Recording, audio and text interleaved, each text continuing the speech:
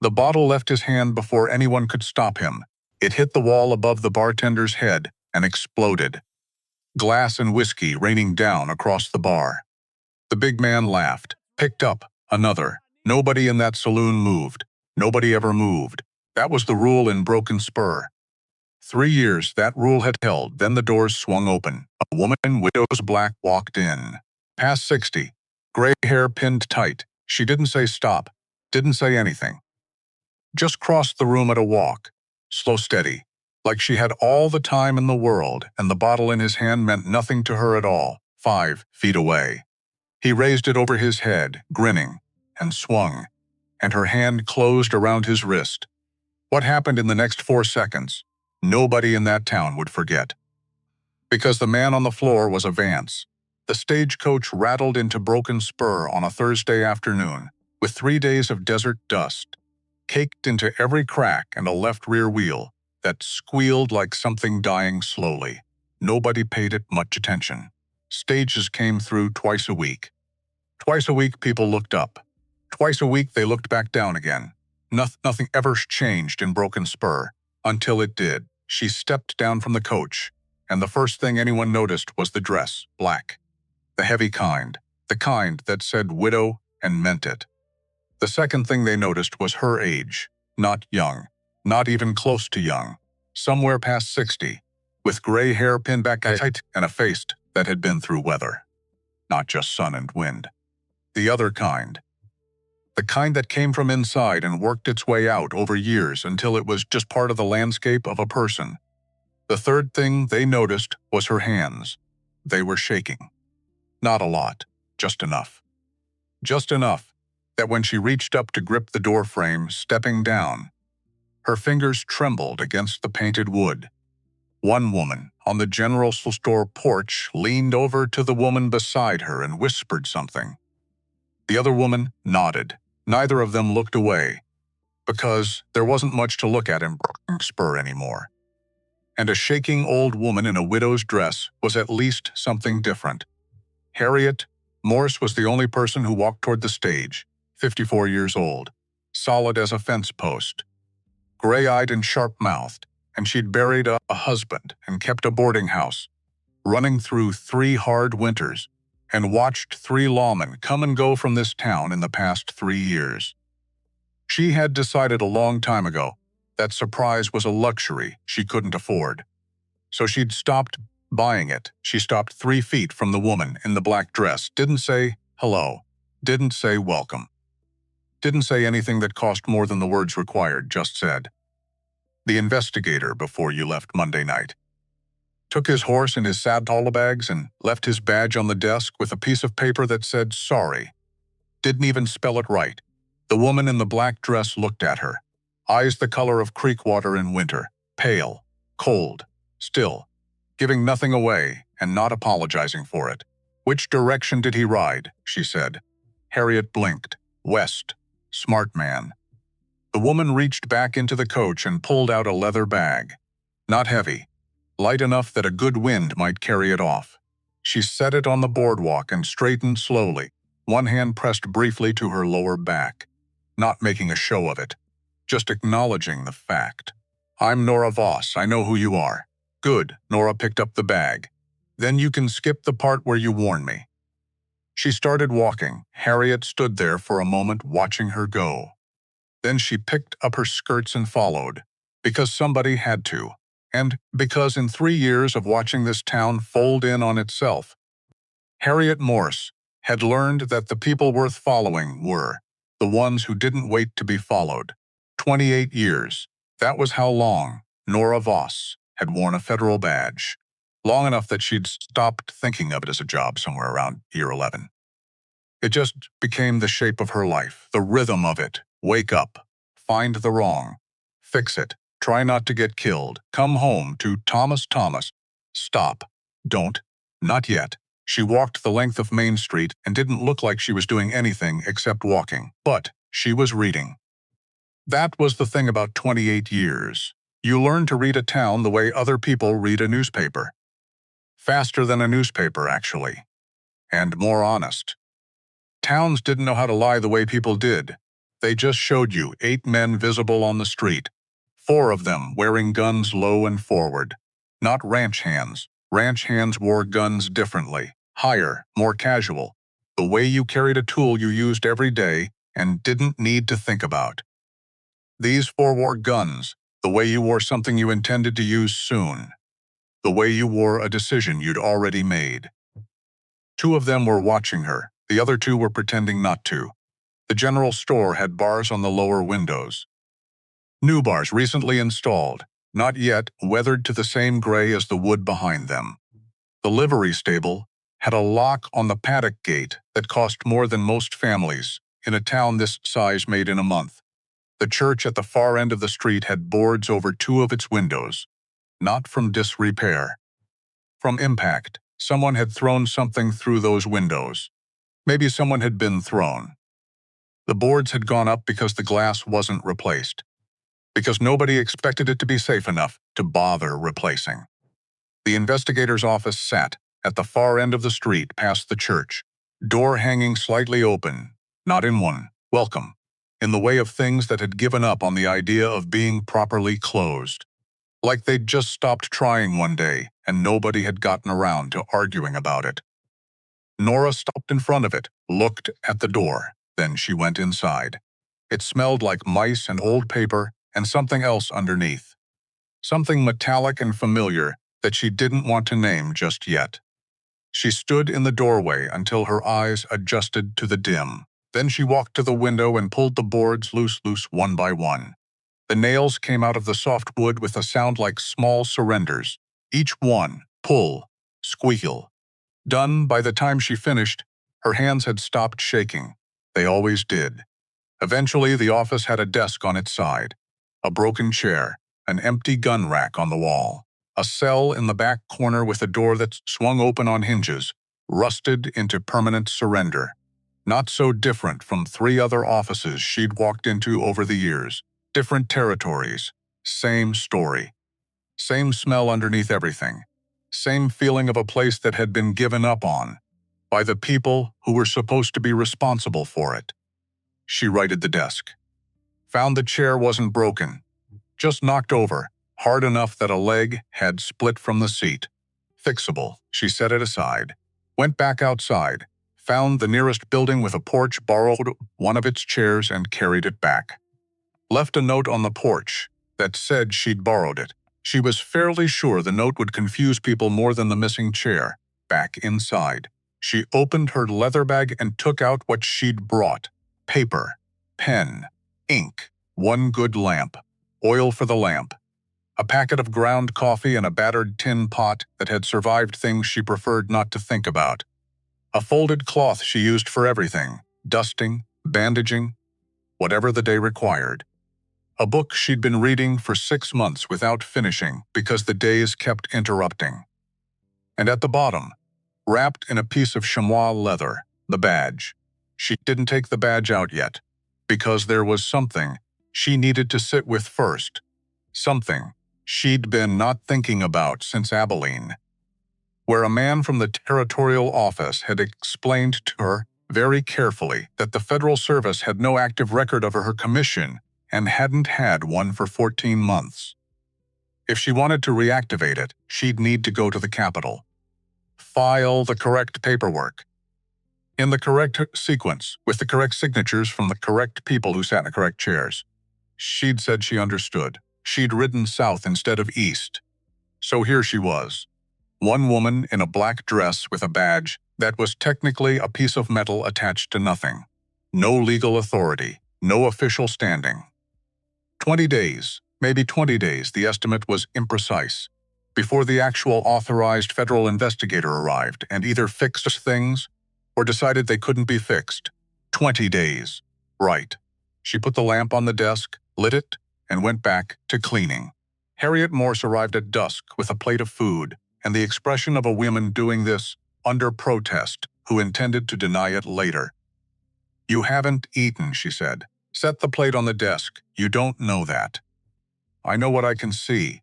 Harriet sat down without being invited, in the borrowed chair, as if she'd already decided it was hers. "Eggs and bread. Don't argue with me about it. Nora looked at the plate. Then she picked up the fork. "You going to stay?" Harriet asked. "I haven't left yet. The last 3 investigators did. Left real quick, 2 of them. One stayed almost a week. What happened to the one who stayed a week?" Harriet was quiet for a moment. "He left too, but he left slower and he looked different going than he did coming in." Nora chewed. Swallowed. "The Vance family. That's who runs things. Not a question. Not really." The answer had been written in every building on that street. In every downcast eye she'd passed. In every door that opened just enough for someone to look out and then swung shut again before she could see their face. How long? 3 years, give or take. It was slow at first. "Ruth Vance, she's the oldest. She's the one you need to understand. She doesn't do things fast. She does them right. Every piece of land they acquired, they paid for. Not fairly, but legally. Every agreement they made, they wrote down. She has a lawyer in the Capitol with very good paper." Harriet paused, folded her hands in her lap. "They own the water rights to the main creek, the 2 largest cattle operations in the valley, the freight company, the mill, the saloon. What don't they own? My boarding house," a pause that had weight behind it. So far, Nora ate. The eggs were good. She hadn't realized how hungry she was until she started. "Tell me about the brothers," she said. "Cord is the middle one. He's the muscle. Big. Mean in a way that's personal rather than practical. Like he enjoys it more than he needs it. He has particular difficulty with women who don't defer to him." Harriet's voice was flat, precise. The voice of someone who had spent 3 years studying something dangerous and wanted to be accurate about it. "Lyle is the youngest. He's the one to watch when you're not watching him. Cord comes at you straight. Lyle comes from the side, from behind. When you're busy with something else and think you know where everyone is. And Ruth?" Harriet was quiet for longer this time. "Ruth Vance built all of this from nothing," she said finally. "Their father died in someone else's mine when they were children. She raised those 2 boys herself, worked double jobs, taught herself law from books she borrowed, and never returned." The pause again. "The one that meant something. She's not a cruel woman. She's a determined one. There's a difference, but it gets hard to see after a while. What's security? Control. To never be the kind of powerless she was as a child." Charlotte. Harriet stood, took her chair back toward the door with the confidence of ownership. "What she's built is the thing she was afraid of when she was 12 years old. She just can't see it from the inside." Nora looked up at her. "You've thought about this a great deal. I've had 3 years and not much else to do." Harriet stopped at the door. "Breakfast is at 6. I don't hold it for late risers." She left. Nora sat alone in the lamplit office and finished her eggs and thought about determined women and the things they built and the things those things became when nobody was watching carefully enough. The next morning she was at her desk with the second cup of coffee when the door opened. No knock. Doors in towns like this didn't knock. Not when the person opening them had enough claim on the place that knocking felt like a formality beneath them. Nora knew who it was before she looked up. She'd been half expecting it. The only question had been which morning. The woman who walked in was 52 years old and carried herself like someone who had decided a long time ago that rooms belonged to her when she entered them. Not through aggression, through certainty, the kind that didn't need to announce itself because it was simply assumed. Ruth Vance was not large. Medium height, slim, hair dark but threaded through with silver. Worn up in the way of women who had stopped caring what it looked like and started caring only that it stayed out of their way. Dressed in clothing that was practical and expensive, in the particular way that cost money to look effortless. She was carrying a folder. That was what Nora noticed first. Not the woman, the folder. Because folders meant paper. Paper meant legal. And legal, in Nora's experience, was almost always more dangerous than a gun. A gun could only shoot you once. Paper could follow you everywhere. Ruth sat down across from the desk as if she'd been invited, set the folder on the surface between them. Folded her hands on top of it. She said, I'm Ruth Vance. I know who you are, Nora said. A slight smile. I imagined you do. She opened the folder, turned it to face Nora. I'll be direct, Miss Voss. I prefer directness. It saves time. She slid 2 sheets of paper across the desk, official-looking, seals, signatures, the kind of formatting that costs from someone money to produce. Federal Investigator Commission, Article 7, Section 3. Territorial mandate requires active commission documentation to be presented to any jurisdiction within 30 days of appointment. The commission you held was not renewed 14 months ago. The standard renewal process. I know what the standard renewal process is. Requires physical presence at the Capitol office. Completed forms in triplicate, review by 2 senior commissioners, and final approval which takes a minimum of 6 weeks. Ruth's voice was even, careful, not nervous. She didn't rehearse this because she was nervous. She rehearsed it because precision mattered to her. Because sloppy language led to sloppy outcomes, and she would build everything she had on the opposite principle. Your commission is not active, Ms. Voss. You have no legal authority to conduct investigations, make arrests, or seize property in Broken Spur or anywhere else in this territory. Silence. Nora read the papers. All the way through, both pages. They were correct. She'd known they would be. That was the thing about Ruth Vance. Harriet had told her enough. The folder had told her the rest. This woman did not come to fights. She wasn't certain she'd already won on paper. The authorized investigator, Ruth continued, is expected to arrive in approximately 20 days. At that time, any legitimate concerns about activity in Broken Spur can be formally addressed through appropriate channels. She closed the folder. In the meantime, you are of course welcome to remain in town as a private citizen. But I want to be very clear, and I hope you'll receive this in the spirit it's intended, which is courtesy, that any actions you take which purport to carry legal authority will be challenged, immediately, aggressively. Through the courts, she stood, picked up the folder. Welcome to Broken Spur, Ms. Voss. She left, same as she'd come in. Like the room was hers on the way out, too. Nora sat for a long time. She looked at her hands. They'd stopped shaking while Ruth was talking. She hadn't noticed until now. Interesting. Then she reached into her bag, took out the chamois leather, unwrapped it. The badge was tarnished, scratched. One corner had a dent from a close call in Tucson she preferred not to think about. It was, technically, a piece of metal attached to nothing, a symbol without current substance. An argument waiting to be lost in court. She pinned it to her dress, because here was what Ruth Vance, with all her folders and her precision and her correctly spelled legal arguments, had miscalculated. Power didn't come from paper. It came from whether people believed you or not. And belief wasn't a legal document. You couldn't file it or challenge it or argue it before a judge. It either existed or it didn't, and Nora intended to make Broken Spur believe. 20 days. She picked up her pen and started writing. She found the problem on day 3. Or rather, the problem found her. It announced itself the way problems in small towns usually did, loudly, without subtlety, with an audience assembled whether anyone wanted one or not. She was walking back from the dry goods store with her supplies when she saw the horse, bay, gelding, tied not to the hitching post in front of Callum Pratt's general store but directly to the door handle, blocking the entrance completely.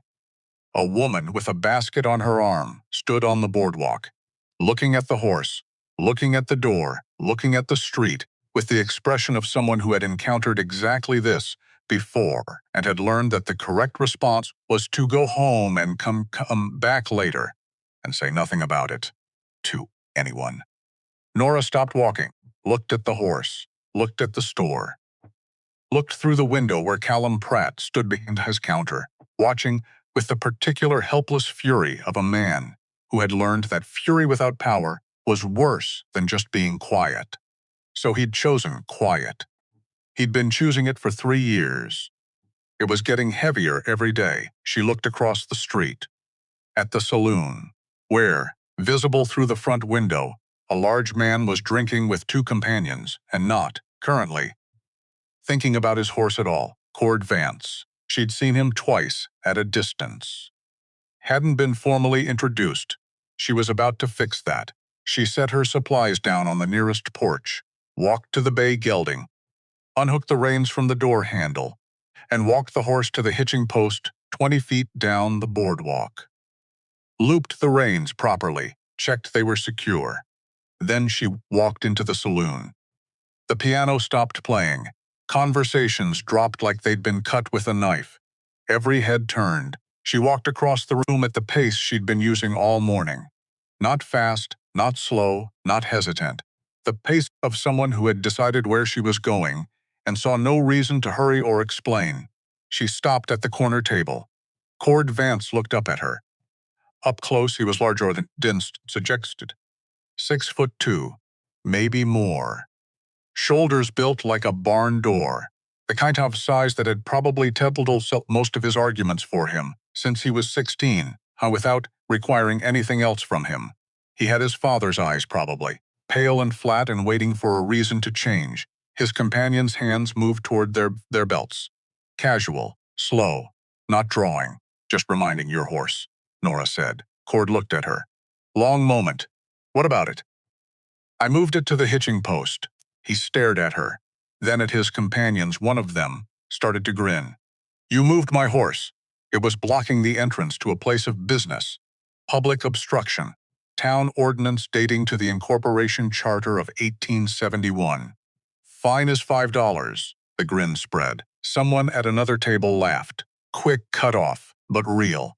Cord's expression did something complicated. He wasn't used to being laughed at. It showed in the way his jaw tightened, and his eyes went flat and still. He stood up, very tall standing, looked down at her with the expression of a man deciding between amused and angry and landing. Somewhere in the middle, that was more dangerous than either. Old woman, he said, do you know who I am? Cord Vance. Middle child of the Vance family. 45 years old. You broke 2 of Jim Alderman's ribs in March. You put your fist through the window of this establishment in November, which is why there are new boards on the frame there. She indicated the window with a slight movement of her chin. You didn't pay for the glass. That's still outstanding. Silence. The kind with weight. $5 for the horse, Nora said. I'll note the outstanding glass repair separately. Or, you can keep your money and move the horse yourself next time. Either arrangement works for me. Cord looked at her. Really looked at her, taking in the black dress. And the gray hair. And the hands, the badge on her chest. And trying to assemble it into something that made sense and finding that it didn't quite fit any category he had available. He hawked and spat, not at her, near her. On the floor 6 inches to her left. Get out of my sight, he said. Nora looked at the spot on the floor, then up at him. I'll note the public health violation as well. She turned and walked back toward the doors. She heard his chair scrape back, hard. Heard him take 2 steps after her, and then she heard something else, someone near the door. She never saw who, never found out. Someone said very quietly, just let her go, Cord. He stopped. She didn't look back, kept walking. Through the doors and into the afternoon light where the bay gelding stood at the proper hitching post. And the woman was Callum Pratt's store, and Callum Pratt was standing in the open doorway with an expression she couldn't quite read from this distance. Gratitude, maybe, or terror on her behalf. Hard to tell the difference sometimes. She'd learned that early. She picked up her supplies and walked back to the office. Inside, alone, she sat down and let herself breathe. Let the cold in her chest.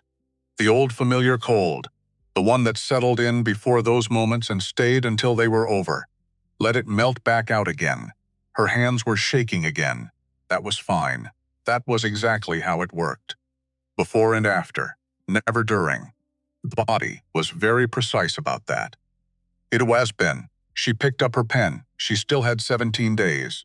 She didn't intend to waste the afternoon of them. That night, August Briggs came to her office. Not alone. August was 59, built by decades at the forge, with a face like weathered rock and hands that could shape iron, and a stillness about him that she'd recognized immediately. Military stillness. The kind that didn't leave. 7th Infantry. He told her, when she said so. 3 years. 2 more after, as a Scout Montana Territory. He put a map on her desk, hand-drawn, detailed in the way that said someone had been watching carefully for a long time and down everything they saw. Every road into the valley, every trail through the hills, the Vance patrol routes in red pencil, times frequencies, how many riders, the weak points marked with small careful X's, the water routes, the high ground positions with clear sight lines to Main Street. How long did this take? She asked. 6 weeks. Since the 2nd investigator left. Figured the 3rd might be different. What made you think that? He looked at her steadily. Woman your age, wearing widow's black, comes into a town like this instead of away from it. She's either different or she's got nothing left to lose. And if it's the second one, at least she's going in the right direction. Behind him stood West Shaw, 22 years old. The kind of face still finding what it was going to be in another decade. Hat in his hands, turning it. He set it down on the chair near the door, like someone making a decision. I want to help. He's whatever the plan is. I can ride. I can shoot. I'm faster than I look, and I pay more attention than most people give free credit for. Nora looked at him.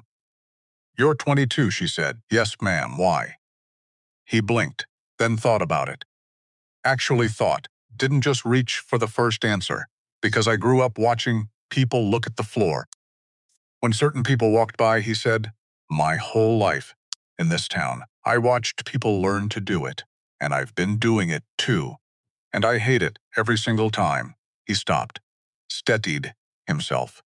If I leave now, I'm just going to do the same thing somewhere else. Look at the floor somewhere else. Nora studied him. Can you actually shoot? She said. Yes, ma'am. Tomorrow morning, behind the livery. Bring what you're carrying. We'll see if it matches what you just said. He picked up his hat, tried not to look relieved, mostly managed it. Thank you. Don't thank me. I'm going to work you hard and pay you nothing, I know, he said. And then, with the specific boldness of young men who'd just committed to something that frightened them and were running on the momentum of the decision.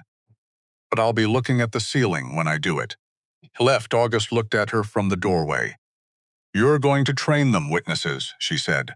Organized ones. With weapons. He nodded slowly. Like something he'd been waiting 6 weeks to hear had just been said. How many do you need? However many aren't afraid. That might be a short list in this town. It only needs to be long enough. She looked at the map. At the red pencil markings and the careful X's. August. The patrol gaps between 10 and midnight on the east side. Yes, start tonight. Just watching. Just counting. He picked up his hat. I'll start tonight, he went. She sat alone with the map, and her coffee gone cold in the quiet of broken spur settling around the walls. She could hear the saloon from here. Voices, music. The sounds of a town pretending everything was normal. 17 days. She picked up her pen. He came back on day 4, Lyle Vance. Not Cord. She'd been expecting. The direct one always made 2 visits, one to assess, one to act. She'd been positioning for him. Lyle she hadn't been watching for. Which was, she reflected, exactly how he preferred things. She was walking back from the farriers when she heard it. Not the usual saloon noise. Daytime noise. The particular sound of things breaking that weren't supposed to break. Glass. She went through the doors and found Lyle Vance at the bar, with 3 men who worked the Vance operation. The bartender backed against the shelves, with his hands raised, and his face the color of old flour. 3 broken bottles on the floor, whiskey pooling between the boards. Lyle was drunk. Not all the falling down kind, the worst kind, the kind that made certain men feel invincible and hilarious and completely untouchable. He had another bottle in his hand, and he was tossing it up and catching it with the grin of someone who had already decided how this afternoon was going to go. He threw it at the wall. It exploded. The bartender flinched so hard he nearly fell. Nora walked in. She didn't announce herself. Didn't say stop. Didn't say anything. just walked across the room that had gone entirely still, everyone frozen in the particular paralysis of people calculating whether getting involved cost more than staying out of it. The answer in Broken Spur for 3 years had always been, costs more, stay out. Lyle turned when she was 5 feet away. He grinned. The mean kind. The kind that never reached his eyes, because whatever lived behind his eyes didn't have any interest in smiling. The old woman who moved my brother's horse. He picked up another bottle off the bar, tossed it, caught it. Come to lecture me too? Put the bottle down, Nora said. Or what? 3 feet now. He laughed and raised the bottle. She moved, 4 seconds. 5 at most. She caught his throwing arm at the wrist, used his own forward momentum to pull him past her, hooked her right foot behind his left ankle, and applied a very specific kind of pressure to the arm she was holding. The kind that gave a man a clear choice between going down voluntarily or going down because the joint had run out of other options.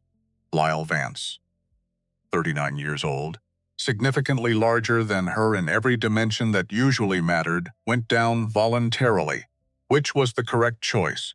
He hit the floor face first. She had his arm locked behind him before he finished landing, knee in the small of his back. Her weight distributed exactly where it needed to be. The saloon was completely quiet. Nobody moved. Nobody breathed. The bartender's hands were still raised, but his expression had changed into something entirely different. You assaulted a federal officer, Nora said. Her voice was easy, conversational, like she was discussing the weather to someone she'd just met. 6 months minimum, pending trial. Lyle tried to move. She applied a small additional pressure to the arm. He stopped. I'm going to let you up, she said, and you're going to sit in that chair over there until you're sober enough to walk without assistance. Then you're going to go home. You're going to stay there tonight. This is the one time I'm going to be this generous about it. Are we clear? Silence. Clear, Lyle said, through his teeth. Like the word cost him something he needed for other things. She let him up. He sat in the chair she'd indicated. His men looked at each other and found they had no agreed-upon response to what they'd just watched. So they didn't respond at all. Nora walked to the bar. How much for the bottles? The bartender stared at her, blinked twice. $3.50. She put $4 on the bar. Keep the change. She looked at the room. Evening, gentlemen. She went out. Outside, she walked exactly 12 paces before stopping, leaning against the building wall, and closing her eyes for 10 seconds, because she was 61 years old, and that had hurt. More than it would have at 30. More than at 45. Every joint and every muscle had an opinion about what she'd just asked them to do, and they were all expressing it simultaneously. They could express it all they wanted. She'd listen later. She pushed off the wall and kept walking. Behind her, she heard the saloon door. Several people start talking at once in a room that had been holding its breath for 3 years and just decided to try exhaling. Day 6 came in with fog, not the kind that burned off by 9, the staying kind. The kind that settled into the valley like it had made an appointment and intended to keep it. Broken Spur looked like a photograph of itself, all shapes and no edges. Buildings fading into gray at 30 feet, mountains entirely gone. The world narrowed down to one street and whatever you could see standing in the middle of it. Nora liked fog. She had always liked fog, because fog meant other people couldn't see clearly either. And she had spent 28 years turning disadvantages into uses. West Shaw appeared out of the gray at 6:15. On time, which told her things about him that he probably didn't know she was noting. Ready, he said. For what? He blinked. Training. No training today. She spread the map on the desk. You watch. That's all. I need eyes on the freight depot from 7 to noon. Who comes in, who goes out, what they're carrying, what direction they arrived from. Don't speak to anyone. Don't get noticed. Can you do that? He looked at the map, thought about it. There's a hayloft in the building, across from the depot. East window overlooks the whole yard. Good. She handed him a notebook. Write everything down. He took it. Went. By day 8, she had something that wasn't an army and wasn't a militia and wasn't quite a neighborhood watch and was best described as an organized inconvenience. 14 people, not fighters. People who had decided that some things mattered more than the comfortable misery of staying down. August ran the morning sessions behind the livery. Not target practice. Coordination. Communication. Knowing what the person beside you was going to do before they did it. The things that turned individuals into something that worked. He placed people and explained why quietly, like the reasoning mattered more than the instruction. Because it did. People who understood why held positions longer than people who were just following orders. West was the fastest learner. The pull-left problem corrected by day 7. One piece of advice about breath control, absorbed overnight column Pratt was the revelation.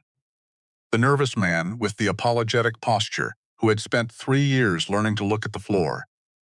Put a rifle in his hands and give him a clear sight line and a stationary position, and he went somewhere entirely different. Some people were like that. They needed the right conditions to become something they already were. Harriet didn't train. She moved through the town the way she'd always moved. Quietly, naturally, without seeming to notice the things she was very much noticing. Who spoke to whom when the Vance riders changed routes? What arrived on the freight wagons after dark? She had a network of information built over 3 years of watching and listening, and she opened it up to Nora like a woman, unlocking a room she'd been keeping for the right person. 3 pieces of it were about to become very important. The first piece came on day 9 mid-morning. She was at her desks when she heard the groan of old timber under sudden stress, then voices. Then, the specific smell of new smoke column Pratt's grain storage. Fire in one corner, small still, but moving she ran. West came from the east, August from the forge, 2 others from wherever they'd been, and already running. Nora was thinking past the fire to the thing that mattered more, because fires didn't start themselves. And Lyle Vance was standing at the end of the adjacent alley with 2 men, watching, wearing the expression of someone enjoying the consequence of something they'd arranged. They put the fire out. 40 minutes. A bucket brigade in the organized chaos that looked chaotic but wasn't quite, because August was directing positions, and West was managing the water supply, and Harriet had appeared from somewhere with wet blankets for the wall closest to spreading. When it was over, Callum Pratt stood with his hands at his sides, looking at the scorched corner of his building. "How bad?" Nora said. "Quarter of what's in there." His voice was flat, a man doing arithmetic in his head. "I'll manage. You shouldn't have to." "No," he looked at her. "But I have been." She turned to West, said one word, "notebook." For the next hour, she interviewed every person who had been anywhere near that alley in the past 2 hours. Names, times, positions, what they saw. West wrote it all down, precise. Times in the margin. 3 people had seen Lyle Vance in the alley before the fire started.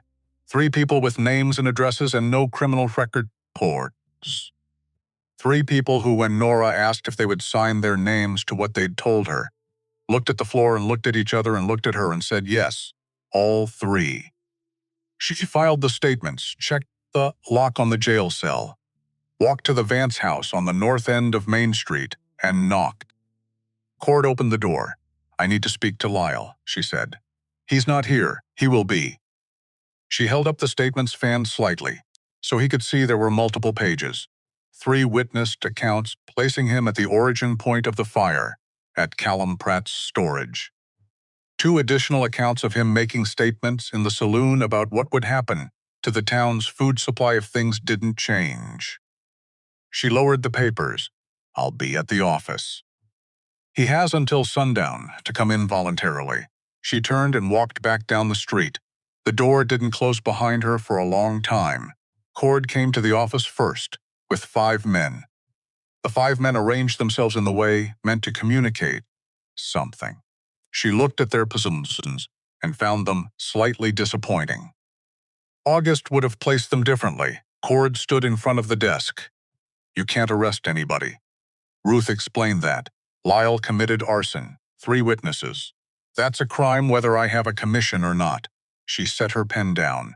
Those witnesses exist regardless of my authority. Their statements exist. What I'm doing right now, she gestured at the papers, is building a record for the authorized investigator who arrives in 11 days. Every incident, every witness, every statement, preserved and ready. Cord stared at her. You're not arresting him. I'm asking him to come in voluntarily and answer questions. There's a difference, a pause. There's also a difference between right now.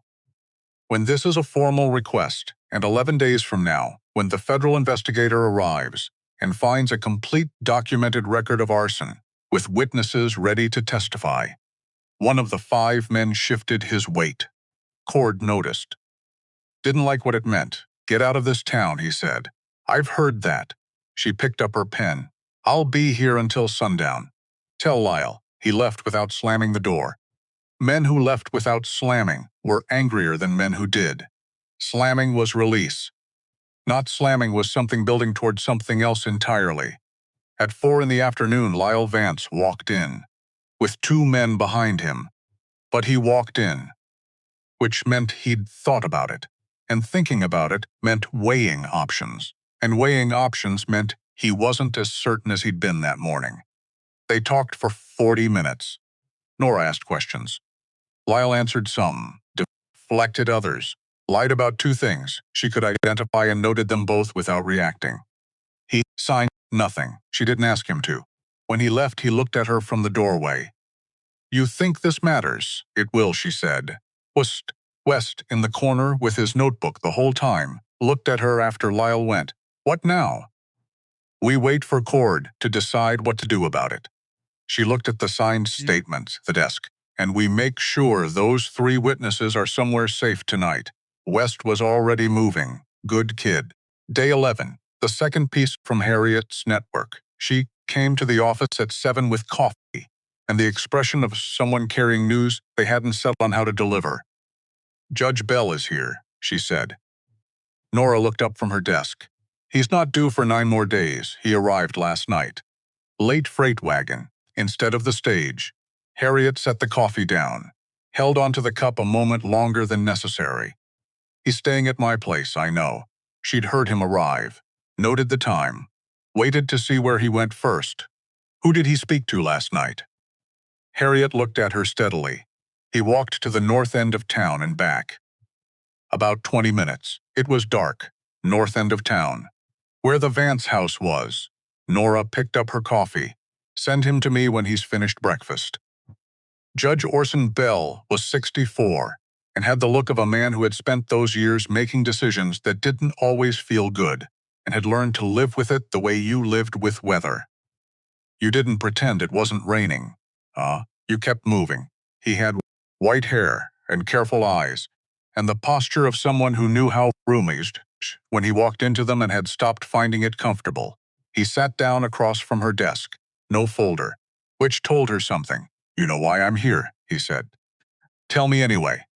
So we're both clear. He looked at his hands on the table. A man choosing words the way you chose footing on uncertain ground. I have a financial obligation to the Vance family. A loan. Legal documented 4 years old. Principal plus interest outstanding, he looked up. I cannot adjudicate any matter involving them while that obligation exists, professionally and ethically. How much? Nora said, Miss Voss. How much is the loan? He told her. She sat with that number and what it meant. 4 years ago, Ruth Vance making a loan to a circuit judge. Not a bribe. A loan. Legal documented. Callable. Building something she might need. The way you dug a well before the drought came. The way she did everything. I have no choice. Ethically. I know you don't. She did know. He was right. Which made it worse. When's the next available judge? 4 weeks. Minimum. Possibly 6. 4 weeks. After the authorized investigator arrived. After whatever the Vances decided to do in the space this created. Lyle Vance, she said. I have him on arson. 3 witnesses. He came in voluntarily. Bell looked at her. Without your active commission, any arrest. I know. Challengeable in a week. So he walks. Unless the authorized investigator, 9 days. Yes. She nodded slowly. Thank you for telling me directly. He stood, paused.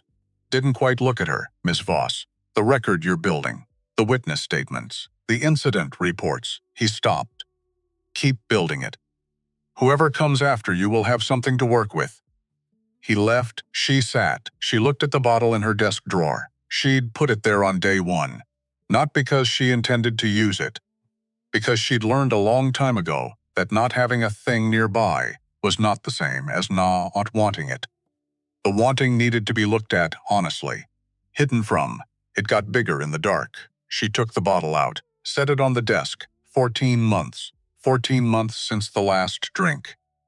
Before that, 2 years of the other kind.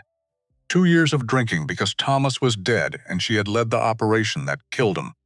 And there had to be something to put between herself and that fact. That specific fact. The one that lived in her chest like a coal that never cooled. She'd stopped 14 months ago. Not because she felt better. Because she'd looked in a mirror one morning. In a boarding house in Prescott and hadn't recognized the woman looking back. And she'd thought, Thomas would not recognize you either. She'd poured the bottle out, started walking. Ended up here. She looked at the bottle on the desk, picked it up, walked to the window, opened it, poured the whiskey out into the dirt below, slow and steady, watched it darken the dust. Put the empty bottle on the window where she could see it, because the empty bottle was the right kind of reminder, not what was in it. What wasn't? Her hands were shaking. That was fine. She went back to her desk and wrote Lyle Vance's name at the top of a fresh page and documented everything she still could. He walked out at noon. She watched from the window, Lyle Vance. Free, hands loose at his sides. That mean grin, 2 men behind him, walking down Main Street like he owned it. Because today, technically he did. West came in 30 seconds after. His jaw was tight, in the way of young men who hadn't yet learned to spread anger from usefulness. They would learn. It took time. What do we do? He said. We keep building the record. She didn't look away from the window. Every incident from now until the investigator arrives. We document everything.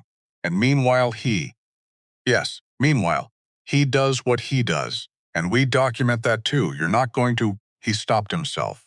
Took a breath. People are scared. The Hendersons, the families on the East Side. They've been waiting for something to actually happen, and now. West, she waited until he looked at her. I know, and I need you to understand something. She leaned forward. The moment I do something outside the law to fix what the law failed to fix, I become the same thing they are. Someone who decided their way mattered more than the system.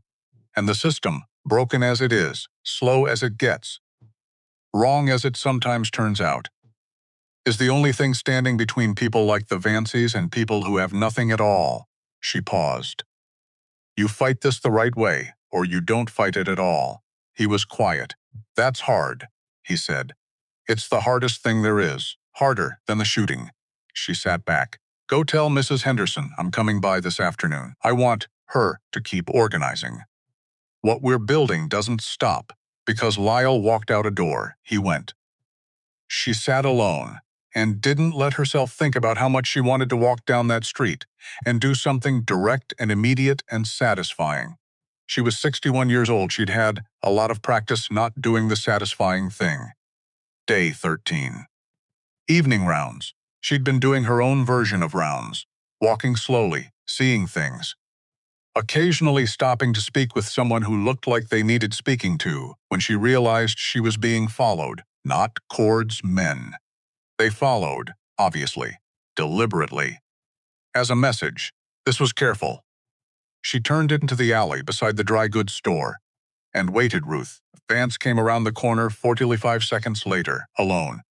No folder, no coat, buttoned right, her hair down from its usual arrangement, loose, in a way that said she'd dressed in a hurry or in the dark, and something in her expression that Nora had not seen on this woman's face before. Something that looked like exhaustion.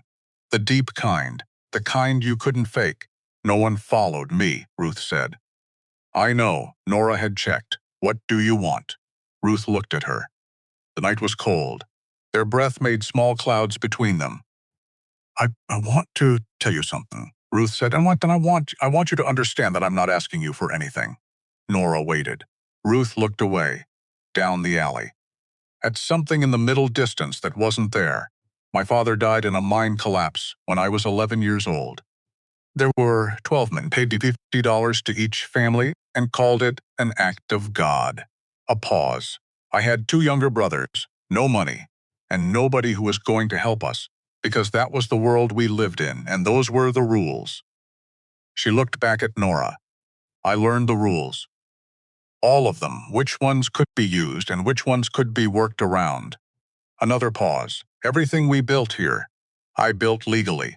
Every piece I know, Nora said, then you know. I know the difference between legal and right. And so do you. Ruth was quiet. Cord and Lyle, she said finally. They've been mine to manage since they were children. I raised them. Somewhere she stopped. Somewhere they became something I was managing instead of something I built. I can't. Another stop. They're planning something. Before the end of the week. I don't know the specifics. Cord keeps me out now when it matters. A pause. I'm not telling you this to ask you for anything. I'm telling you so you're not standing in the wrong place at the wrong time. Why? Nora said. Ruth looked at her. Like the question was one she'd been working toward an answer for a long time and wasn't quite finished with yet. Because I've done a great many things I'm not proud of, she said. But I don't want your death on the list. She turned and walked back the way she'd come. Steady, careful, alone. Nora stood in the alley for a long time after Ruth disappeared. Ruth Vance, who had built an empire from nothing, who had done it, legally, who had watched it curdle into something she no longer controlled, coming to warn the woman trying to dismantle it. Not from guilt, not quite. From the last working piece of something she used to be, Nora filed it all away. The words, the tone, the timing. Ruth had started to say and then hadn't. Then, she went back to the office and started thinking about the end of the week. She called a meeting on day 14. By 8 in the evening, 15 people were in the office. The overflow standing in the doorway. And on the nearest section of boardwalk, the window left open so everyone could hear.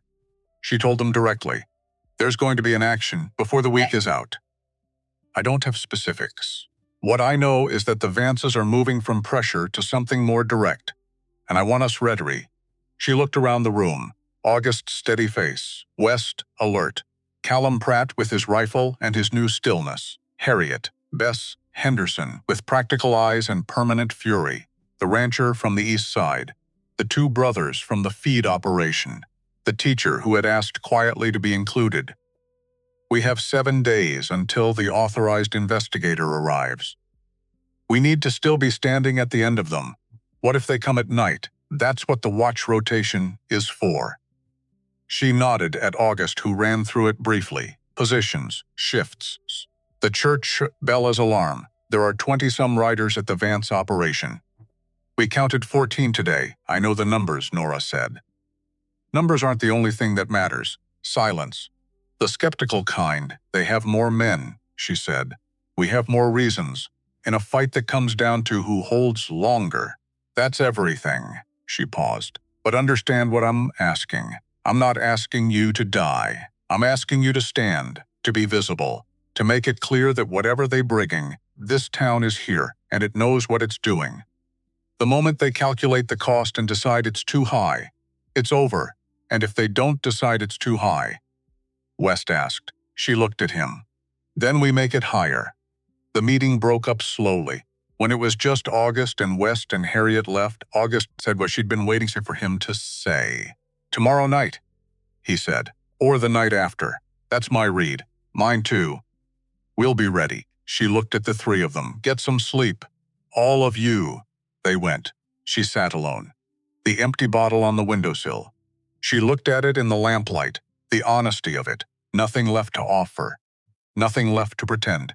She pressed her palms flat on the desk. 6 days, Thomas.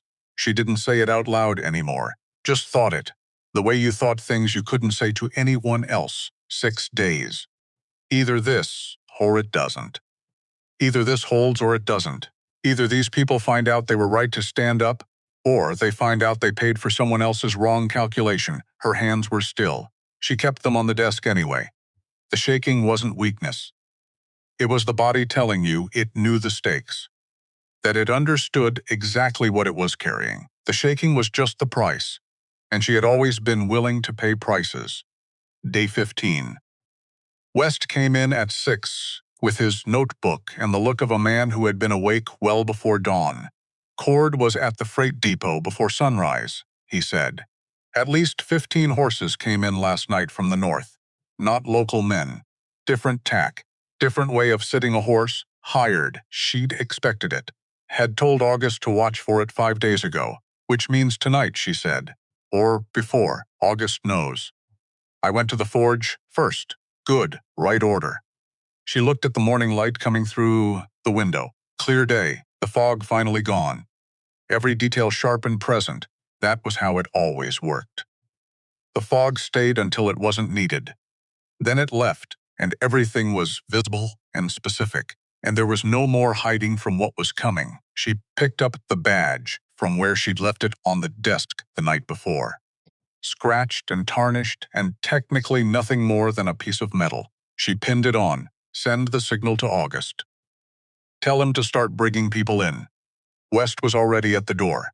West. He stopped. You did well, she said. These past 2 weeks.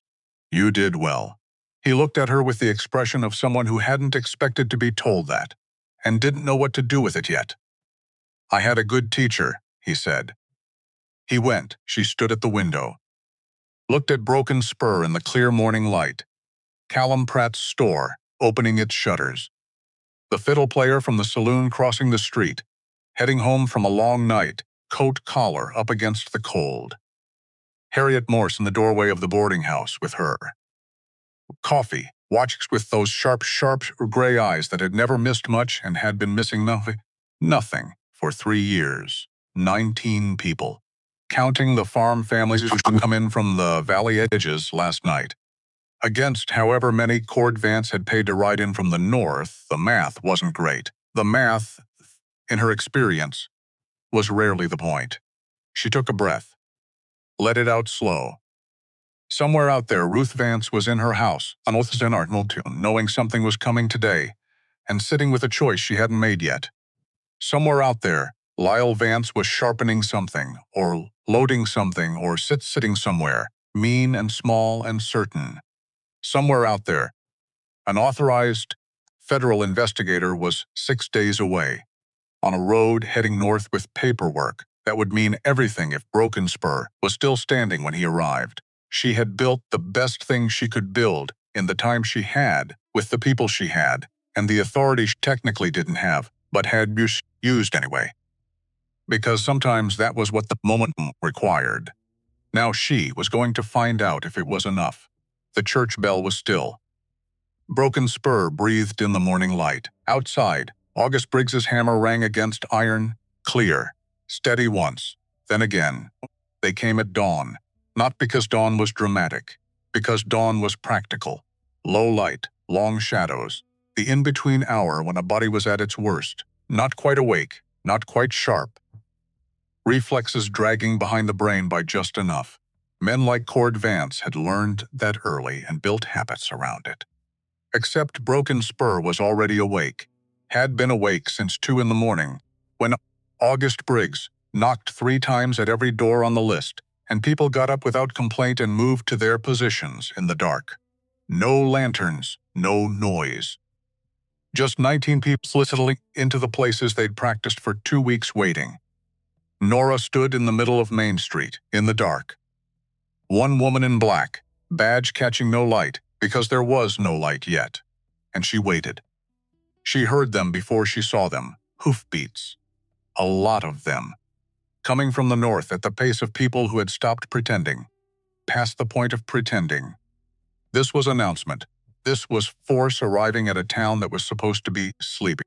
Except it wasn't sleeping. They came into the north end of Main Street like a tide. 22 riders. More maybe.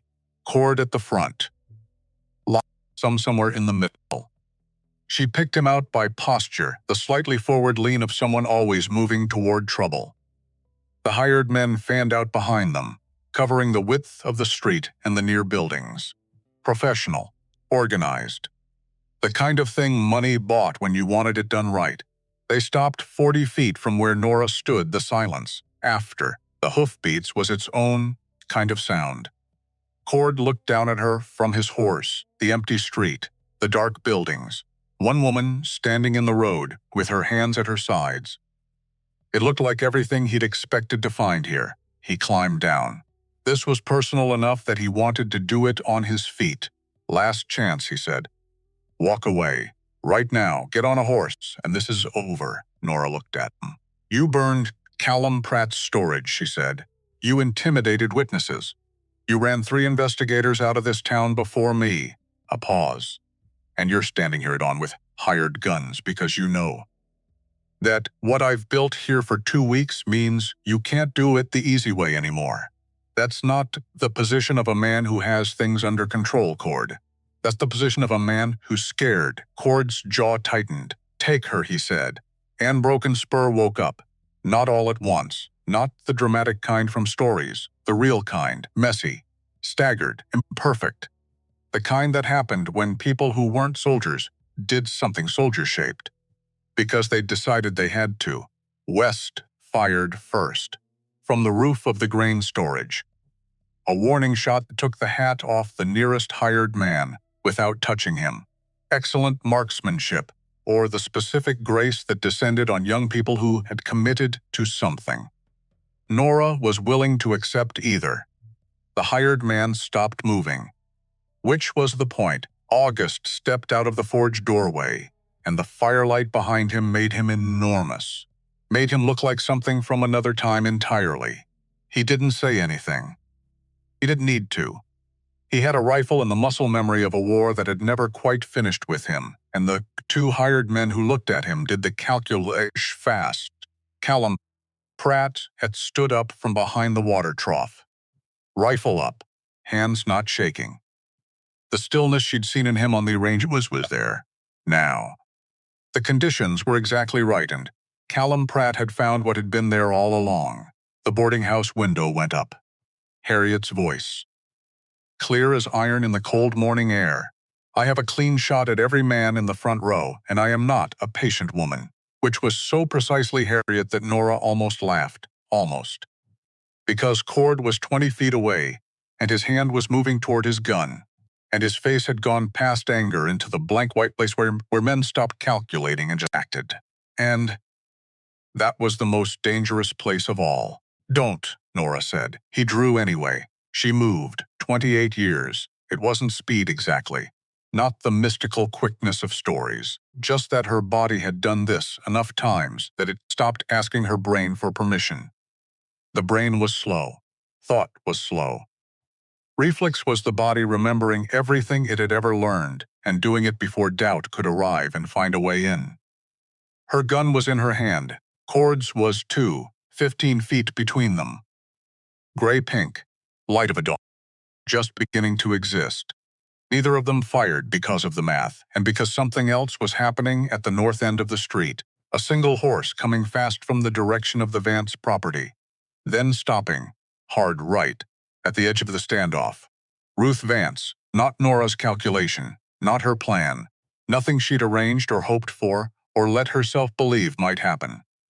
Just Ruth, alone, on a gray horse, with her hair loose and her coat thrown on crooked, like she'd dressed in the dark, and her face showing something Nora had never seen on it, a decision being made, right now. In real time, Cord, her voice carried. Stop, Ruth, get out of. I said stop. This is done. She's done. We finish this now, and you are not finishing anything. Ruth rode forward. Into the space between Cord and Nora. Between the hired men and the people of Broken Spur in their doorways and on their rooftops and behind their cover. She put herself in the middle of it. On a horse. in the dawn light. "Put the gun down, Ruth. Put it down." The silence was its own kind of violence. Cord looked at his sister. Really looked at her. Like he was seeing something he'd been carefully not seeing for a long time. And the not seeing had finally run out. "They'll take everything," he said. And for that one moment he didn't sound like Cord Vance, who broke ribs and moved horses and told women to get out of his sight. He sounded like a man who was afraid, the old kind. The kind from before the money and the power and the hired men and all the habits he'd built to keep that fear from showing. "Ruth, they'll take everything we built, I know." Her voice was steady, but something underneath the steadiness, something that cost. "We did that to ourselves when we stopped being careful.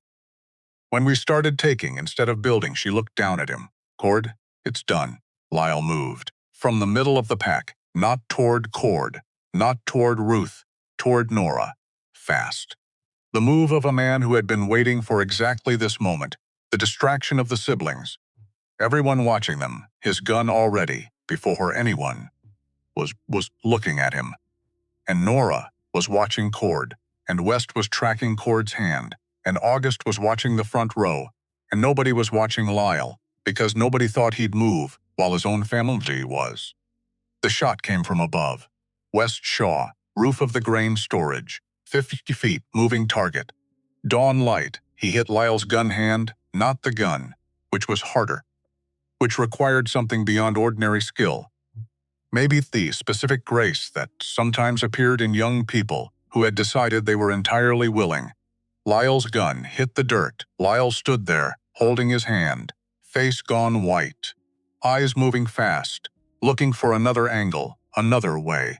The way he always looked, always moving towards some advantage, and not finding one, because the hired men had done the math, the real fight, not the shooting, the calculation. The moment when 22 men with guns looked at what was in front of them and decided whether the money was worth what this was going to cost, whether dying for Cord Vance's wounded pride was actually in their contract. It wasn't. It never had been. The first one lowered his weapon. Then the second. Then it moved through the group like something spilling. Not dramatic, just the inevitable physics of a decision. Spreading from person to person when the deciding was already done. Within 2 minutes, 22 guns were no longer pointed at anything. Cord looked at his men, at his sister, at the gun in his own hand. He looked at Nora. She was still holding hers. "Still as bedrock. It's over," she said quietly. "Put it down, Cord." His jaw worked. His hand was shaking now, not the morning kind, the other kind. The kind that came after the adrenaline peaked, and the body started asking if that had really been the plan and what they were supposed to do now. He holstered the gun. Not threw it down, holstered it, which was his version of surrender. Holstered was still a choice, and Cord Vance needed it to be a choice. She could live with that. She lowered her own weapon. The next 3 hours were the least cinematic she'd spent in 2 weeks, which was fine. The practical aftermath of something like this was not a story. It was paperwork and logistics and the sustained effort of people coming down from the acute who needed tasks so their hands had something to hold. West came down from the roof pale, the particular pale of someone whose body had done something their mind was still catching up to. "You hit the hand," she said. "I was aiming for the hand," he said. Then quieter. Mostly is enough," he nodded. "Found Callum Pratt needing help with the hired men's horses, and they did that together, which was probably the right medicine for both of them. August had 4 of the hired guns secured against the livery wall. They sat there, with the resigned expression of men already calculating whether they could afford legal representation. Cord walked into the jail cell himself, sat down on the cot, put his forearms on his knees and stared at the floor, like he'd been expecting that room for a while, and was almost relieved to finally be in it. She locked the door. He didn't say anything. Neither did she. Nothing needed saying right now. Lyle was at Harriet's kitchen table getting his hand seen to. Not badly damaged. Grazed, bone intact, more pain than injury. Harriet worked on it with the efficiency of someone who had been the nearest thing to a doctor in this town for more years than that was reasonable, and had stopped pretending to be surprised by anything she found on her table. Nora came in while Harriet was finishing the bandage. Lyle looked up. "Where am I going?" he said. "Not quite a question, Sel. Next to your brother. For how long? Until the authorized investigator arrives." 6 days. She looked at him steadily. "I've sent 3 notices. Southern District Office, Eastern Office, the Territorial Governor. Your name, description, what you're being held for. If you were considering leaving, I'm not," he said, which surprised her. She let it show. Lyle looked down at his bandaged hand. "I'm tired," he said, and he sounded it. The mean energy, the forward lean, the always moving toward trouble quality, was simply gone, like it had been running on something that had finally run out. "I've been tired for a long time." A pause. "Ruth knows where all the records are, the land transfers, the freight contracts, the water rights documentation. She'll tell you." "Why?" Nora said. He shrugged. "Small. Because she built it, not me. Not Cord. Her." He looked at his hand. "Back in that alley this morning. I saw it on her face when she rode in." He almost smiled. Strange thing on his face. A guest that hadn't visited in years. She was always the smart one. Harriet met Nora's eyes over Lyle's head. Nora went to find Ruth. She found her at the north end of Main Street, standing with her horse, not moving toward the Vance house, and not moving away from it. Standing in the space between. The morning was fully up now. Clear light pulling long shadows westward. Broken spur, visible in its worn, imperfect, bullet hole and boarded window reality. Nora stopped a few feet away. "Lyle, so you know where the records are," she said. "I do. Will you show me?" Not quite a question. Ruth heard that. "Yes." She paused. "All of it. Land transfers, freight agreements, water rights. Some of it is legitimately ours. Properly purchased, properly documented." She finally looked at Nora. "I want that distinguished. The things we bought fairly, I want that on the record. Not for me. For what comes after, I'll note it. The rest." Ruth exhaled. "The Henderson land. The Pratt freight contracts. The creek access we rerouted in year 2. Those were taken. I know the difference. I know you do." Ruth looked at her. "You're not angry. I'm many things," Nora said. "Angry is somewhere on the list." A pause. "But you rode into that this morning. You put yourself between your brother's gun, and don't make it more than it was. What was it?" Ruth was quiet a long time. The horse shifted beside her, and she put one hand on its neck. The automatic comfort of something done 10,000 times. "It was the only thing left that was still mine," she said finally. "Everything else, the land, the money, the operations, that became something else. Somewhere along the way, something I built to survive, turning into something that was just consuming. Consuming everything around it and then consuming itself." She looked at Main Street. At Callum Pratt's store with its shutters open. At Harriet's lamp burning in the boarding house window. At the forge where August's fire was breathing again, but choosing to stop. That was still mine to choose. Nora looked at her for a long time. "Come to the office," she said. "Bring the records." Ruth came. They spent 4 hours going through documentation. Nora and Ruth and West, who turned out to have a head for figures that nobody had known about. Because nobody had thought to ask. Because he'd been doing odd jobs his whole life. And odd jobs required exactly the kind of practical arithmetic nobody noticed. None. Ruth walked them through every transaction, all of it. The legitimate purchases and the coerced ones, and the legal but wrong ones that were going to be the most complicated to unwind. The freight agreement that had strangled Callum Pratt's supply lines. The water rights clause that had let them reroute the creek access. The land documentation for the Henderson property, the paper trail going back 11 years. She was meticulous. Exhaustively, completely meticulous. Like a woman who had kept every receipt because she'd grown up with nothing and documents what stood between you and being told it never happened. Harriet arrived at noon, with food nobody had asked for. set it on the corner of the desk without comment, and left. They ate without stopping the work. By mid-afternoon, Nora had a complete picture, and it was complicated, not black and white. Not the clean story of pure predators and pure victims. Some of what the Vances had built was genuinely theirs. Some of it had consumed things it shouldn't have. The line between the two moved in ways that were going to require careful legal work to sort through properly. That was fine. That was what the law was for. She looked at Ruth across the desk.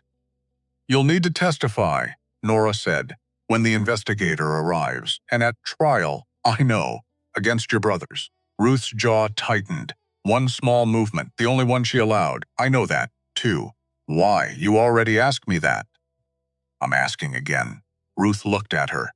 "Because it's the right thing. And I've spent a long time knowing the difference between right and legal and choosing legal." She paused. "I don't want to make that choice anymore." Nora looked at the papers spread across the desk. 3 years of what had happened to Broken Spur. The shape of it. What it was going to take to put it back. "There are things I can't promise you," she said. "About what the trial looks like. About sentencing, I'm not asking for promises. What are you asking for?" Ruth thought about it. "A real pause, not a performative one. That it goes through the process, the real one. Not," she gestured vaguely, "not the version of justice that happens in alleys when nobody's watching." "That's the only version I do," Nora said. Ruth nodded. "Once, like something resolved, that it had been unresolved for a long time." Day 16, Broken Spur, was quiet in the way of places that had been through something and were still deciding what it meant. People moved through their days with careful attention, like they were noticing things they'd stopped noticing. The width of the street, the sound of the forge, the way Callum Pratt stood in his doorway now. Upright, present. Like a man who had found something and was still surprised to be holding it. At the dry goods store, Bess Henderson stopped Nora on the boardwalk, her daughter's hand in hers. The little girl, 7 or 8, dark braids, serious eyes, was holding something. "Folded paper. Addie made you something," Bess said. Nora took the paper, unfolded it, crayon. The uncompromising bright crayon of a child who hadn't learned yet that colors needed to be subtle. A woman in black, tall on the page, with a yellow star on her chest, taking up approximately a third of her torso. Behind her, stick figures of varying heights.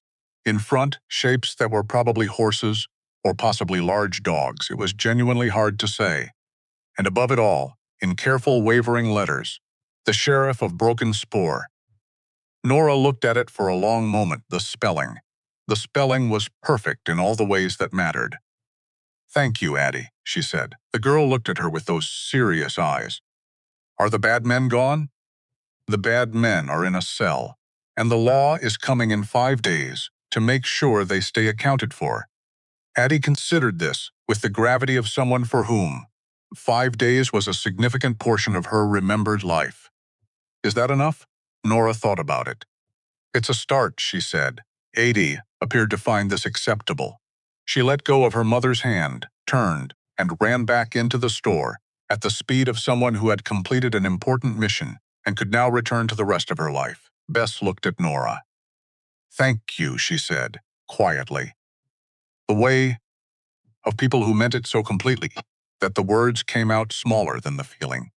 Nora folded the drawing carefully and put it in her coat pocket. She went back to this office and pinned it to the wall behind the desk. "Sheriff of Broken Spur, right. Day 19, 5 days after the standoff." 1 day before the authorized investigator was due, Cord had been transferred to the county seat. 2 days before, under August's escort, to await proper facilities for trial. Lyle had gone with them. They'd left in the early morning, quietly, and the town had watched them go with the look of people who weren't celebrating. Just noting. Recording it somewhere internal, where it would stay. Ruth had remained in Broken Spur, not in a cell. She hadn't tried to leave. She came to the office each morning and continued the documentation work. Painstaking, thorough, the obsessive completeness of someone who needed to get it exactly right. She slept at the boarding house. She ate her meals, Most people didn't speak to her and she didn't push it, but nobody moved against her either. Harriet, when Nora noted this, shrugged. She rode in between her brother's gun and your head, she said. People remember things like that, even when they're not sure what it means yet. That evening, West knocked on the open door. Someone coming from the South Road. Government horse. Official tack. She stayed at her desk. The man who walked in 20 minutes later was 42, had been riding hard for 2 days, and was not in the ideal disposition for what he was about to find. He had an active federal commission. She could tell by the way he wore his badge, the particular confidence of a piece of metal backed by current paperwork, and the efficient manner of someone used to being in charge of any room he entered. He stopped when he saw her. Looked at the desk, the papers, the organized record of 20 days, the badge on her chest, Ms. Voss. I'm Investigator Harlan Cross. Territorial Federal Office, Mr. Cross. Sit down. There's a lot to go through. She gave him the summary. Quick, efficient, the Vance situation, the arson, the standoff, Cord and Lyle's current status, Roost's cooperation, the records. He listened without interrupting. You conducted this without an active commission, he said when she finished. Yes. Every arrest is documented with witnesses and evidence, sufficient for any competent court.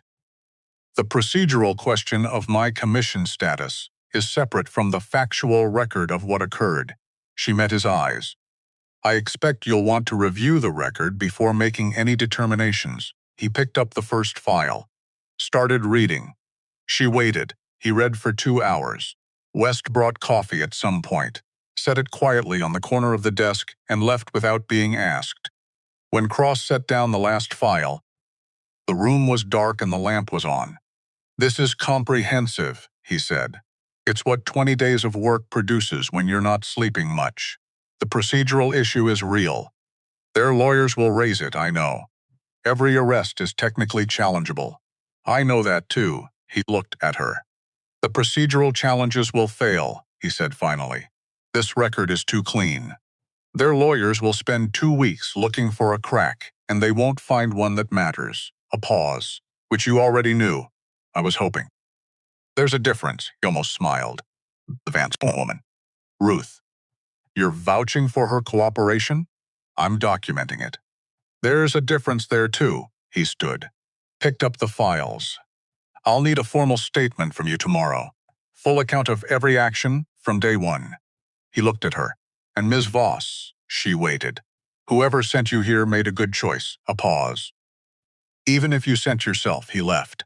She sat alone in the quiet. She looked at the wall behind the desk. At the crayon drawing. The sheriff of Broken Spur. The yellow star. The stick figures. The shapes that were horses or possibly large dogs. She looked at her hands on the desk. Still day 20. Cross was at Harriet's table when she came in with her coffee. He had papers. Of course he had papers. Everyone in this story had papers. He told her what she'd already begun to know from the way he was sitting and the way he wasn't quite meeting her eyes. The commission question. Regional Council reviewed the situation via telegraph last night. Their position is that any further official action you take needs to come under my authority. As for the actions already taken, the record stands. The evidence stands. The testimony stands. He paused. But your continued presence here in any official capacity represents a liability for the prosecution. If you remain as an active participant, their defense has grounds to argue the entire investigation was compromised from the start. She looked at her coffee. You need me to leave, she said. I need you to not be here in any official capacity. He looked at her. If you were to decide the situation was resolved and move on, as a private citizen who had been visiting, that would, I understand. Harriet at the stove was making deliberate noise with pots, the most purposefully irrelevant kitchen activity in the history of cooking. Cord and Lyle. Ruth, Nora said, we'll go to trial properly, fully, with everything you built. The record you created is the backbone of this case. None of that changes. A pause. Just your role in the final chapter. She stood. I'll have a formal statement on your desk by noon.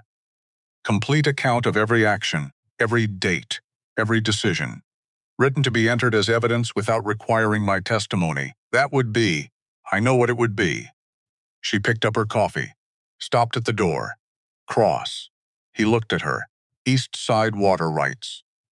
Henderson family's original purchase. Documentation is in the third folder, third stack on the left. Ruth flagged it specifically. Make sure your office sees it before the property disposition hearing. I will, she went. She spent the morning writing. Every day. Every decision. Every conversation that mattered.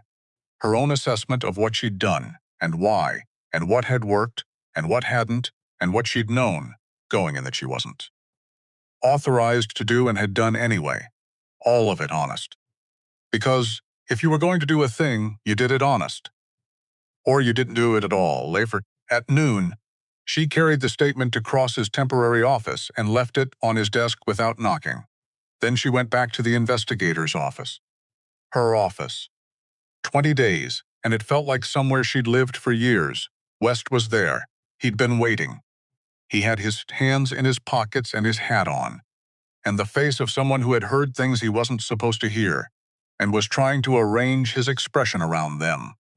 You're going, he said. I was always going. It just matters when. He looked at the floor. Not the old kind of floor looking. Just thinking, what do I do? When you're gone, she looked at him. Young man who'd been doing odd jobs and learning to look at the floor and had decided 3 weeks ago that this was what he wanted to do with his life. Who could shoot and keep records and think clearly under pressure, and had learned all of it faster than she had any right to expect. Cross's office will need a local liaison, she said. Someone who knows this town. The terrain, the people, the history of the past 3 years. She paused. I've already mentioned your name. He looked up. It's not the same as, no, but it's a start. She crossed to the desk, opened the drawer. The worn leather case she'd been carrying since Abilene. The documentation of 28 years, everything she'd been and done. She set it on the desk. Give that to Cross. He'll know what to do with it. West looked at it, back at her. And you, he said. What do you do? She looked out the window. At Broken Spur in the afternoon light. Repaired shutters on Callum Pratt's store. New boards going up on the Henderson storage. Someone had just started building this morning. The hammer sounds clear in the cold air. August's fire burning steady. The woman with the basket crossing the street at the same time she always did. Something that had never changed through any of this. I don't know yet, she said. Which was true. But I think I'm done running from places. That's new. He nodded. Someone filing something away for later. I'll walk you out, he said. You've got work to do. He looked like he was going to argue. Then he looked at her face and made the smart choice. Goodbye, Ms. Voss. Goodbye, West. She watched him go, stood alone in the office. Looking at the desk and the empty bottle on the windowsill, and the 2 weeks of work in the filing cabinet, and the crayon drawing on the wall, that belonged here more than anywhere else she could think of. She unpinned the badge from her dress, set it on the desk, looked at it, then picked it up again and put it in her coat pocket because it was hers. Paper or no paper. Authorization or no authorization. 28 years of hers. And some things you kept not because you'd earned them on paper, but because they were the shape of what you'd been. And you didn't put that down just because someone told you the paperwork had lapsed. She picked up the leather bag, same bag she'd carried in, still light. Still not much changed on the outside. She walked out. Street was the street book Broken Spur in late afternoon, long shadows stretching east. The smell of August's forge and someone cooking somewhere, and the particular clean smell of new wood going up where old wood had burned. She walked toward the south end of town, where her horse was boarded, where the road went out of the valley and toward everywhere else. She passed. Harriet's boarding house was on the porch. Not by accident, not pretending to be doing something else. Just standing there, watching. With those gray eyes that had never missed much, Nora stopped. They looked at each other. "Come back," Harriet said. Not a question, not quite a statement, somewhere between. The specific language of practical women who had decided something and saw no reason to dress it up. Nora looked at her. Probably, she said, which was not a promise, which was the most honest thing she could say right now. And Harriet Morse had spent enough years in this world to know that probably from someone who meant it was worth more than certainly from someone who didn't. Harriet nodded. Nora kept walking. She passed August's forge. He was working, didn't stop, but he looked up. And he did something she hadn't seen him do in 20 days. He raised his chin, one small precise gesture. The kind that men who had been soldiers made when words were less than what was needed and more would have been too much. She returned it. Kept walking, past Callum Pratt's store. He was in the doorway, said nothing, just watched. His being upright and present was everything any of them needed to say to each other. At the edge of town she stopped, looked back, broken spur in the long light. Worn buildings and repaired shutters, and new wood going up where old wood had burned. The forge breathing, the boarding house warm. People moving through their evenings with the posture of people who had remembered what upright felt like. 20 days, that was all. 20 days that were almost nothing and also everything. She looked at her hands, still not shaking.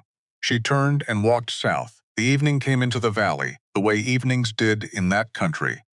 Slow at first, then all at once, the light going golden, and then pink, and then the deep purple of high places. Before the stars started coming out one at a time, like witnesses arriving late. But arriving, she walked. Her boots on the road, and the valley going quiet around her, and somewhere behind her growing fainter, the sound of broken spur, settling into a night that was different from all the nights before it. Not fixed, not perfect, never perfect. The law was slow and the papers would take months, and Lyle's hand would heal, and Ruth would stand in a courtroom and say true things that cost her, and Cord would argue with lawyers about procedural questions in the water rights dispute, would go on long past anything she'd set motion. But, standing, broken spur was standing. She'd come here without authorization and stayed without permission, and built something out of 19 people's decision that they were done looking at the floor. And it was standing. It was standing right now. It would still be standing tomorrow. Thomas would have had something to say about it, the exact right words at the exactly wrong moment. Something that made her laugh when laughing seemed impossible. She thought the words toward him anyway. We did all right, she thought. For a dead man and a woman with a rusted badge and no legal standing whatsoever. We did all right. The stars were all the way out now. The valley was dark and quiet, and the road stretched south ahead of her, and she didn't know where she was going. Not yet. For the first time in a long time, not knowing felt different than it used to. It used to feel like falling. Now it felt like walking, just walking, into whatever came next, which was enough, which, it turned out, had always been enough. She kept walking. And for the first time in longer than she could honestly account for, she wasn't walking away from anything, just forward. Into the dark, into whatever tomorrow decided to be.